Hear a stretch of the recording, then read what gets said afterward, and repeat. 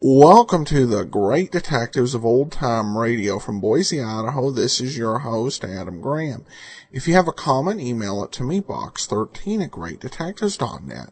Follow us on Twitter at Radio Detectives and give us a call. The number is 208-991-4783.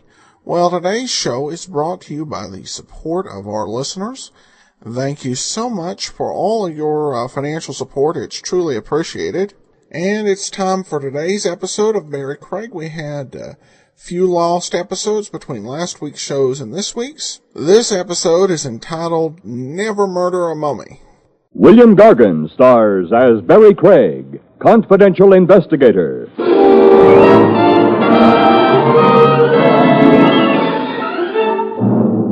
The trouble with leading a life of crime is that you could never rest on your laurels. What you usually wind up resting on is a prison cot.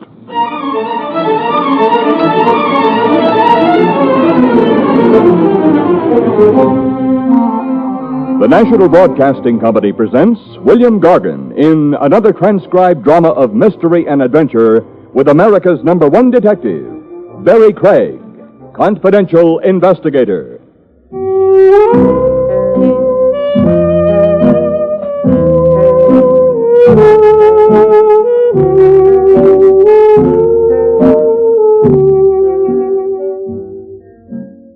Barrie Craig speaking. Have you ever tried reading Confidential Investigator backwards? It can be done if it's on a glass door you're sitting behind, but it doesn't get you anywhere. Me, it left sitting in my office on Madison Avenue around closing time with nothing to do but wait till I got hungry enough for dinner. Anyway, that's what I thought. Come in. Until they and it arrive. All right, take it easy, fellas. Take it real easy. That's it. No, put it down. Easy. Yeah, that's it, fellas. Yeah. Now, wait downstairs till I get this guy's signature, huh? There we are. Okay, mister, right on this line. Well, wait a minute. What is it? What's what? That thing you just dumped in here. Looks like a tree in brown wrapping paper. Maybe it's a tree, maybe it's a hitching post. How do I know? It's not a tree. There's no branches, but a hitching post. A hitching post is something you hitch horses to. I don't hitch horses to anything. I haven't got horses. So now you got a hitching post, maybe you'll get some. There's a clause in my lease says I can't keep horses in this office. Move. There's another clause which says... Oh, forget it. Will you please sign this here? Get the wrappings off that thing first. Okay. Hey, don't look now, but were you wrong? This here came addressed to Barrie Craig. That you? That's me, but that's not a hitching post. Who cares? It happens to be a mummy. Lay off the baby talk. Mummy, as in embalmed. Okay. So now you won't have to buy a horse. I wasn't planning on... You won't even have to move. But what could I use a mummy for? A hat rack? No knobs. So give it away for Christmas. Mister, would you please sign this? Who sent it to me? Mister, I'm just a trucker. Nobody tells me the little secrets. You don't want to sign? How hard is it to forge an X? Goodbye. Hey, come back here.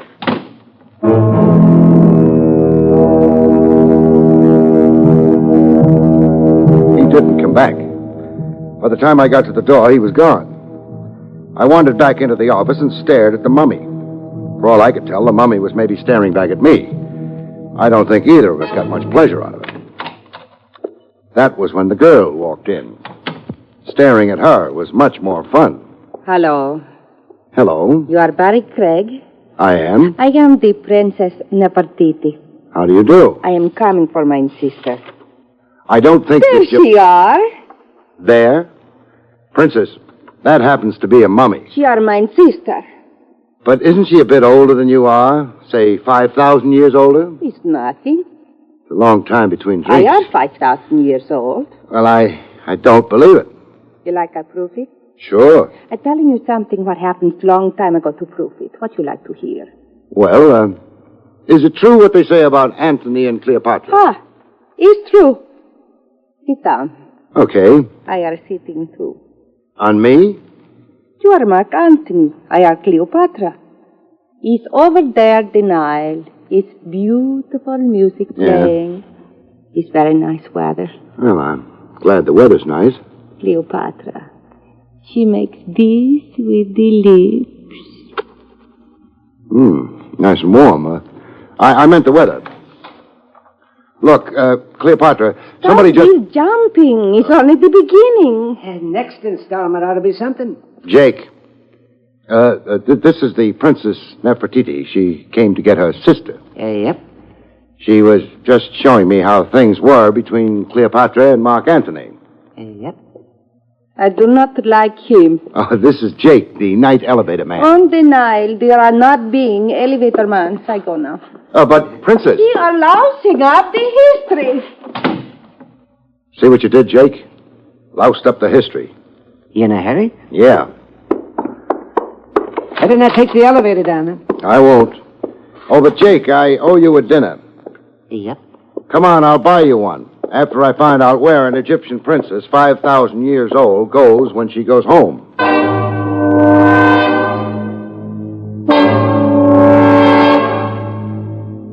She wasn't, of course, a princess, Egyptian or otherwise.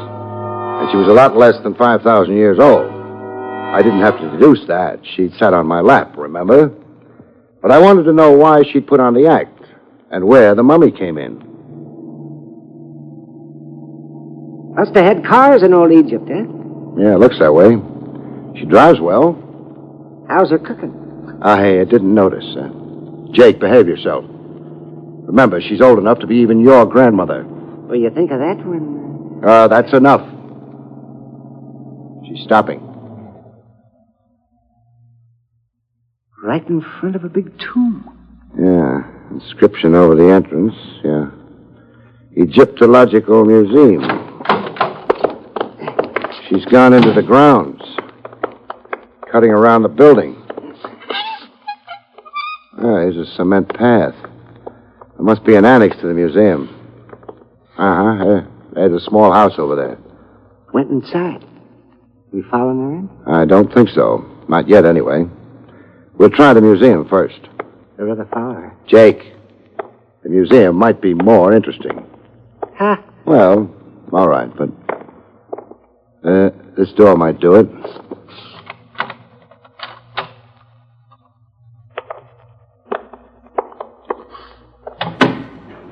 If somebody was careless, leaving doors open. Just as well. Place is filled with Egyptian relics. And Egyptians. Mummy cases all around. Now, let's try this one. Mummy case and mummy inside. Who'd you expect? Daddy? Well, another one. Another case, another mummy. It's liable to go on like that. Maybe. I'm not so sure, though. Now, let's take a look at this. Yep. Mummy's moving, Mr. Craig. Moved, fell out. And not a mummy. What is it? A man who was alive only a little while ago. He'd still be alive if somebody hadn't buried a knife in his chest.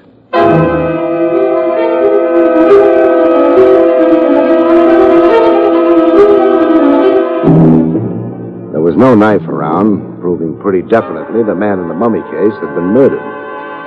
Suicides rarely dispose of their weapons after death. He'd been murdered and stuffed into a mummy case. Nice place to hide a corpse if you like hiding corpses. He had papers on him. Alive, he'd been a wealthy man named Osgood. I remembered the name. He'd financed archaeologists all over the world. Dead, he was just a man to whom nothing mattered. Jake, unless I'm wrong, this museum was one of Osgood's endowments, which makes it a more or less natural place for him to wind up dead. Makes it a natural place for us to get out of. Whoever killed him took the mummy out of that case and put Osgood inside. And then Maybe ship that mummy to me. Why? I don't know. Here, give me a hand. What? Well, I want to get him back inside the mummy case. There. He's back. Yeah. Body temperature. The fact that rigor's only starting to set in indicates he died around 6 hours ago. No hurry about informing the police. Let's talk to the princess about it instead. She knows the mummy out of that case is in my office. It's possible she knows more than that. From what I seen when I come into your office, she knows more than that. Think she's a real princess? No, but she's real. That's the annex, curator's house, I guess. Windows open. I don't know how it would go with your Vermont upbringing, but we're going to do some eavesdropping. Favorite winter sport up in Vermont. Shh. 3 people in the room. Girl, little mouse of a man, and something that could be a football player. Ted, don't be an idiot. Football player's name is Ted. I'm not an idiot. I tell you, I had an appointment with Mr. Osgood here. But Lester said... Lester! Mr. Osgood hasn't been here, Ted. Believe me, not for days. Listen, Lester, Mr. Osgood told me to meet him here this evening, hours ago. Now, where is he? He couldn't have asked you to meet him here. Are you calling me a liar? Oh dear, no, No, but... for heaven's sake, Lester, stop crawling. Try to act like a man or something. I'm sorry, Wendy. The princess' name is Wendy, it seems, and the mouse is Lester. I want to know why you're so sure he didn't ask me to meet him here, Lester. We quarreled violently. You quarreled with Mr. Osgood? You? He wanted me to put those Indonesian masks in the museum. They were fakes, and I told him so. Good for you, darling. There is something you'll fight for. Maybe it escaped your notice that Mr. Osgood owns the museum. He doesn't own me. Well, I'm only his secretary. I take orders from him. The last orders I got were to meet him here. Let's try the front door now, Jake. Yep. Not a fascinating conversation we overheard, but considering the corpse in the museum, it might be important. Yes? May we come in, Mr. Lester? Why, I suppose so, although... Do I know you? My name's Barrie Craig. This is Jake, and we are coming in. This, seems to be a Mr. Craig, and... You'd be Ted. I am? And you, of course, are... Hello. Not exactly a princess. You've been eavesdropping. You've been accent dropping. It's true. Happens to us Egyptians all the time. Well, now, what's going on here? Ted talks like that because he's more or less my fiancé. We don't want to intrude, but would the 3 of you mind coming to the museum? Oh, but it's closed at this time. The regular hours are... Lester, don't be such a stick. Forget the regular hours and the regular rules. And Girl loves mouse. Bud is engaged to football player. I think you're right. Well, all right, but I don't know what Mr. Osgood would say. I don't think you have to worry about that.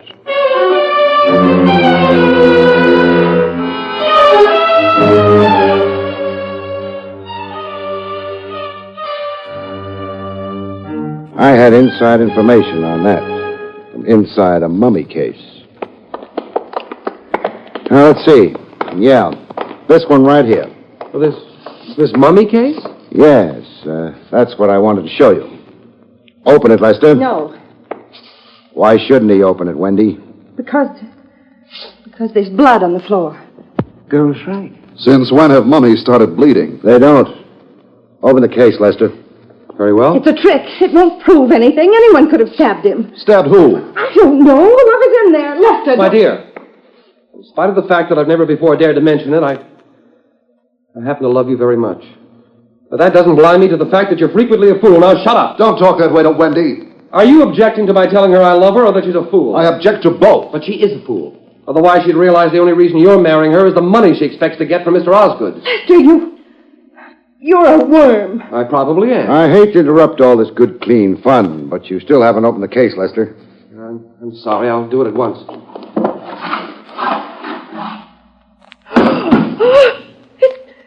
It's Mr. Osgood. He's dead, isn't he? He's dead. Wendy, how did you know Osgood was going to be inside that case? I suspected it because he had an appointment with you and didn't keep it And he'd had a violent quarrel with me some days ago. I'm afraid your deductions were the obvious ones, Wendy. But did you have to be quite so sure they were true? The police ought to be informed. Oh, yes. Yeah, I'll phone them. I can't believe all this is real. It's real. It's real as the blood on the floor.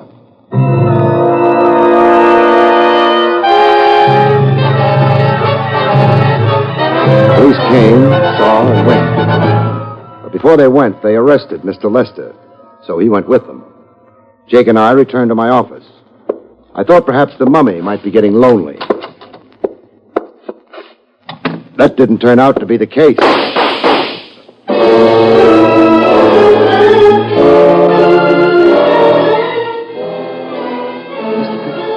Okay, Jake.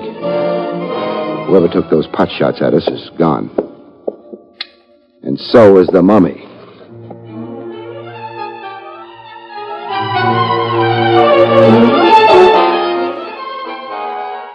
I made a phone call. I wanted to make sure Lester was still in jail. That would clear him of shooting at Jake and me and swiping the mummy. Lester, I discovered, was no longer in jail. The district attorney hadn't admired the evidence against him. Now, that means Lester's loose, Wendy's loose, and Ted's loose. What's that loose talk? Jake, please. I was tempted, Mr. Craig. We're going back to the museum. I thought so. Worried about the mummy? I'm worried about the person who stole the mummy, and I'm even more worried about why.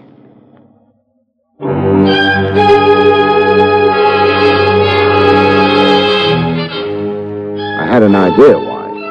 I didn't linger with it. I was pretty sure I'd never get fond of it. I hoped I'd turn out to be wrong about it. Well, the museum's dark. So is the curator's house. Yep. So we'll go to the museum first. Figures? Oh. Don't hit below the belt. Sorry. I want to check that empty mummy case. What for? Make sure it's empty. Uh-huh. Empty mummy case is always empty. Except when it isn't. Taint? Taint. The mummy's back inside. That good? That's bad. Wrong mummy? Wrong something. I'm not sure what.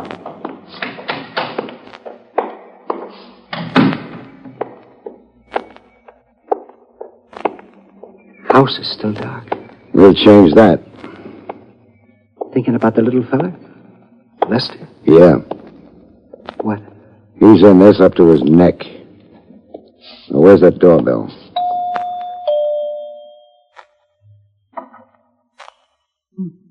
Could be asleep. You'll have to wake up. Ain't waking up. We won't wait for him, then. Door's locked and solid. We'd better try the windows. One to the living room we looked through before. It's around the side here. It was ground level, which ought to help. Yeah. It's fastened down. Get out of the way, Jake. Yep. That sounded loud enough to wake the dead. It may have to. Now, most of the glass is out of the way. Now we go in. The light's someplace around. Living room's empty. Where would Lester's bedroom be? I don't know. It's a funny smell. You're right. That's gas, which means the kitchen. The smell's getting stronger. The other end of this hallway, which should be the kitchen door. Kind of dark. Stay away from that switch. Huh? Any spark might cause the gas inside the kitchen to blow up. Door's open. Jake, get to a phone. Call the nearest hospital. You'd better see what's in the kitchen first. All right. Here goes. It's real bad. It's hard to see in here. We got to find him. Somebody's laying down near the range. Yeah, I got him. Let me help you. You better. The gas is strong. You got his feet? All right. Outside. The hallway. It's almost as bad out here. The living room. That broken window there would help. Yep. Oh, It's a lot better in here. We put him down near the window.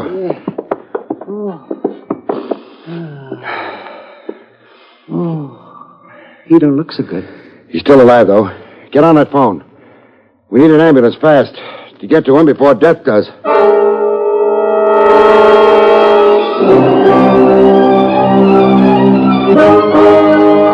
They got to him and took him away. The intern said he had a chance. Jake and I stayed behind in the house. I made a few phone calls, and the air got better. Mr. Craig, was he trying to kill himself? No. There was a bruise on the back of his head. Well, then it was the same one who killed Osgood. Yeah. Hoped to close the case by making it look as though Lester had committed suicide because of guilt. Uh-oh. Company. Oh, dear Craig, I don't like being dragged down here in the middle of the night.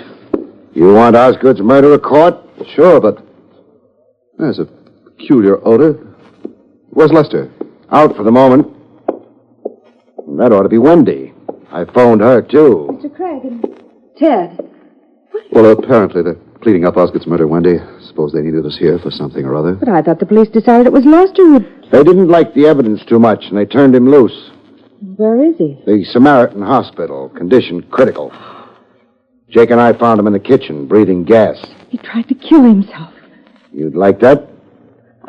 It would close the case. Final proof against Lester. The only thing, Wendy, you knew about Osgood's death before you should have. You warned Lester not to open the mummy case in the museum. But that was because there was blood on the floor. You didn't explain how you knew he was stabbed, not shot. Oh, Wendy, they're right. I remember it explained to them. I can't. But that could mean... Wendy... Oh, shut up, Ted. You never cared about me anyway. All you wanted was the money I'd inherit from Osgood. Well, it's likely to be bloodstained now. I don't care for any of it, I think. Is there anything more, Craig? Oh, one thing. This statuette, what's it made of? What? Granite. Then it should be hard enough. Don't you like Ted? No. He's a murderer.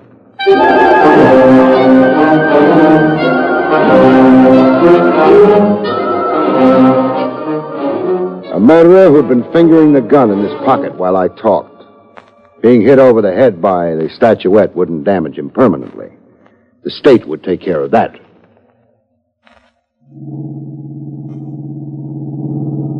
Girl was in a real hurry to get to the hospital. Yeah, no.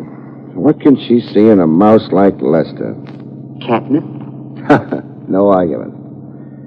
Jake, Ted's motive was the money Wendy was getting from Osgood. He killed Osgood shortly after Osgood had quarreled with Lester. He figured Lester would be the obvious suspect. Anybody ask you to explain? No. Now, why was the mummy delivered to me? Simple. Ted wouldn't have. He'd framed Lester and would have left things the way he'd set them up. So it had to be Lester himself. He wanted me to help him. He gained a little time.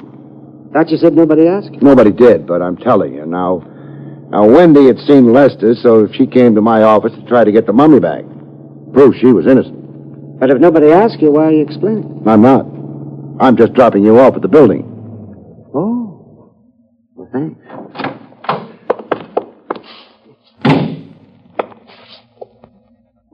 I got one question. What's that?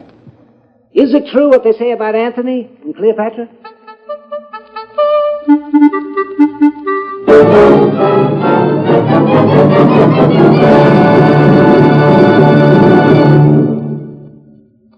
You've been listening to William Gargan in another exciting transcribed mystery drama from the adventures of Barrie Craig, confidential investigator. Tonight's story, Never Murder a Mummy, was written by Louis Vites.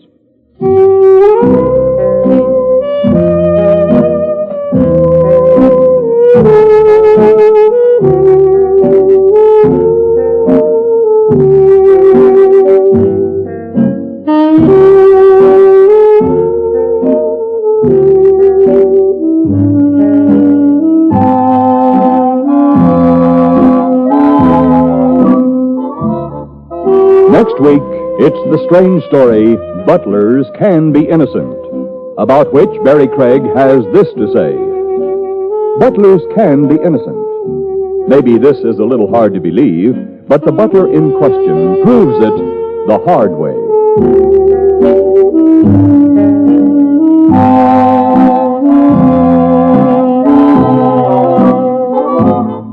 The National Broadcasting Company has just brought you an NBC Radio Network production with William Gargan, starring as Barrie Craig, Confidential Investigator, directed by Andrew C. Love. Our cast included Jonathan Hull, Libby Janis, Jim Nusser, Henry Hunter, and Howard Culver.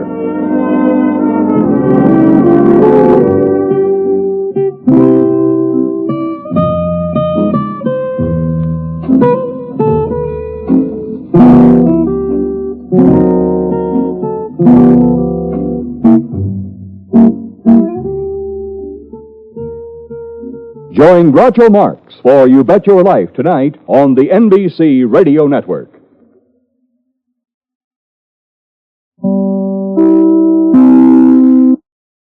Welcome back. Well, Gargan once again makes fun of the detective show convention of the detective explaining how he solved the case. Though, to be honest, that's probably, of all things in the detective genre, that's probably the one thing that to me seems the most natural if it had happened in real life where somebody had solved a mystery. I'd like to know, well, how did he do it? But anyway, another episode, I should mention the episodes that were missing in the line of shows. We had The Golden Touch and Patsy for Pinball on the 16th and 23rd from March. We're going to have about 4 lost episodes till we get to another show. So, another solid episode overall. Well, we do want to let you know that for one of our app extras, I mentioned on last month's app extra with William Gargan that I thought we were just about done. But I found another episode came to light with William Gargan in a guest role. It was from Eddie Cantor's It's Time to Smile show, and so that's available as an app extra. And I've neglected this month to mention the app extras we have posted. Hopefully listeners have found them. On episode 6, 8, 5, we had a John Lunn app extra, and on episode 687, we had a Pete Kelly's Blues app extra, an episode of The Whistler with Jack Webb. So I hope you enjoy those if you have the app or the premium site. I also want to let you know that our archive page is all complete. So archive.greatdetectives.net. We have RSS feeds to all of our series. I'm going to add a couple other feeds for the specials and video theater, and those should be up shortly, but pretty much is complete. So if you're coming in kind of late, you got a real quick way to download what you want to. Well, we do turn now to listener comments and feedback. Paul writes in, I know these are not detective shows, but what about airing CBS radio mystery theaters? This was on CBS in the mid-1990s. There are over 1,500 shows. Thanks so much for the question, Paul. With CBS Mystery Theater, the big issue there comes down to copyright, because it was originally made starting in 1974. The series is covered by copyright. Now, there, of course, may be a couple of exceptions, if you investigate, like, well, they forgot to include a copyright notice on this or that episode. If a show's got a copyright, I generally stay away from it, not only because of the legal issues that are involved there, but also because, I'm a writer and I respect, intellectual property rights, where they exist, and, don't want to step over that line. Radio theater is kind of interesting. They've not done a commercial release, though. There are a lot of fans of it. And so it's kind of existed in this status quo situation where you can find it in, I don't know, half a dozen sites. I think you can probably find it twice over at archive.org, where you can listen to the series, but it's not available commercially anywhere. So my recommendation, folks want to hear Mystery Theater, just search the web. My only big regret about not doing Mystery Theater episodes is that they did do several adaptations of Sherlock Holmes, including some that weren't done in the old-time radio series. Well, all right, that'll actually do it for today. We'll be back tomorrow with Pete Kelly's Blues, and then join us back on Monday for another episode of Barrie Craig Confidential Investigator. In the meanwhile, send your comments to box13 at greatdetectives.net, follow us on Twitter at Radio Detectives, and give us a call, 208-991-4783. But from Boise, Idaho, this is your host, Adam Graham, signing off.